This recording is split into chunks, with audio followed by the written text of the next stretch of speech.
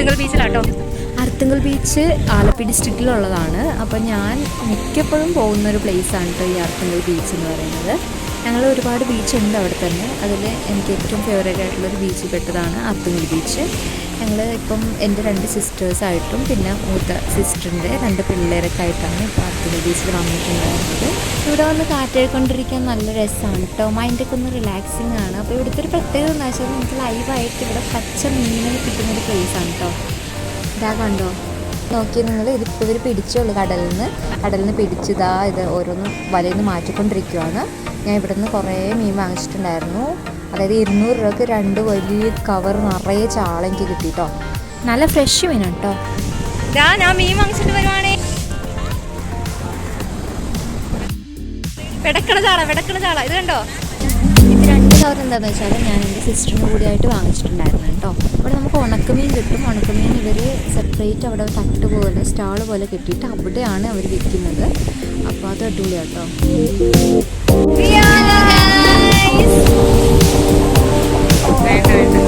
ഇതെൻ്റെ ചേച്ചിയുടെ കൊച്ചും എൻ്റെ സിസ്റ്ററും കൂടി കളിച്ചുകൊണ്ടിരിക്കുകയാണ് കേട്ടോ ബീച്ചിൽ. എനിക്കും അതുപോലെ തന്നെ എൻ്റെ ചേച്ചിയുടെ കൊച്ചിനും വെള്ളം എന്ന് പറഞ്ഞാൽ വട്ടാണ്. എനിക്ക് വെള്ളം കാണുമ്പോൾ തന്നെ അതിൽ തുള്ളിക്കളിച്ചുകൊണ്ടിരിക്കും കേട്ടോ. ഞാനും അതുപോലെ തന്നെ പിള്ളേരെ പോലെ തന്നെയാണ്. എനിക്ക് ഒറ്റയ്ക്ക് ഇപ്പം അനിയത്തിയുടെ കൂടെ ആയിട്ട് വരുവാണെന്നുണ്ടെങ്കിൽ ഞാൻ വെള്ളത്തിൽ ഇങ്ങനെ ചുമ്മാ കളിച്ചുകൊണ്ടിരിക്കും. ഇന്നലെ ഞാൻ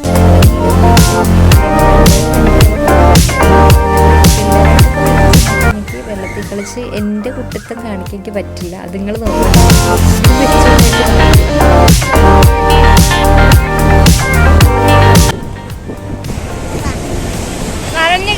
ഞങ്ങൾ ഭയങ്കരമായിട്ട് നനഞ്ഞു.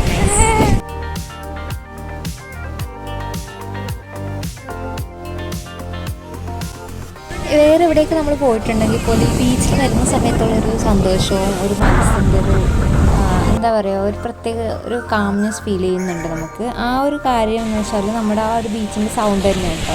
എനിക്ക് ചുമ്മാ ഇങ്ങനെ ബീച്ചിൻ്റെ സൗണ്ടും കേട്ട് ഇങ്ങനെ ഇരിക്കാനൊക്കെ ഭയങ്കര ഇഷ്ടമാണ്. ഇതൊക്കെ ശരിക്കും നാച്ചുറൽ ഹീലിംഗ് ആയിട്ടുള്ള കാര്യങ്ങളാണ് കേട്ടോ ബീച്ചിൻ്റെ സൗണ്ടൊക്കെ.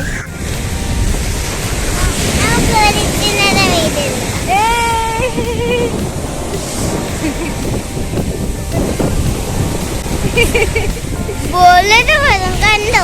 ഇല്ല, കണ്ടില്ല. വലുത് വരുമോ? എവിടെ?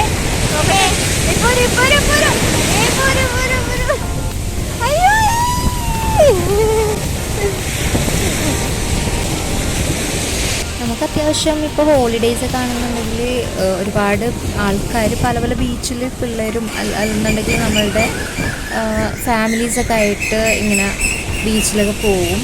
പക്ഷെ എന്നാൽ പോലും ഇന്നലെ തിരക്ക് സാധാരണ ഉള്ളത് വെച്ച് നോക്കുമ്പോൾ കുറച്ച് കുറവായിരുന്നു. എന്നാലും അത്യാവശ്യം തിരക്കുണ്ടായിരുന്നു.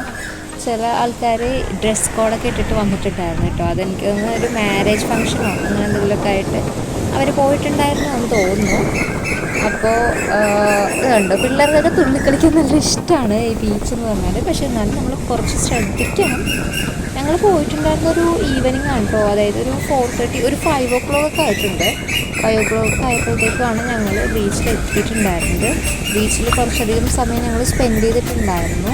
എല്ലാവരായിട്ട് കളിച്ചിട്ടുണ്ട്, കുറേ നേരം സ്പെൻഡ് ചെയ്തു. പിന്നെ ദിയക്കുട്ടിക്ക് ഐസ്ക്രീമൊക്കെ വാങ്ങിച്ചു കൊടുത്തിട്ടുണ്ടായിരുന്നു.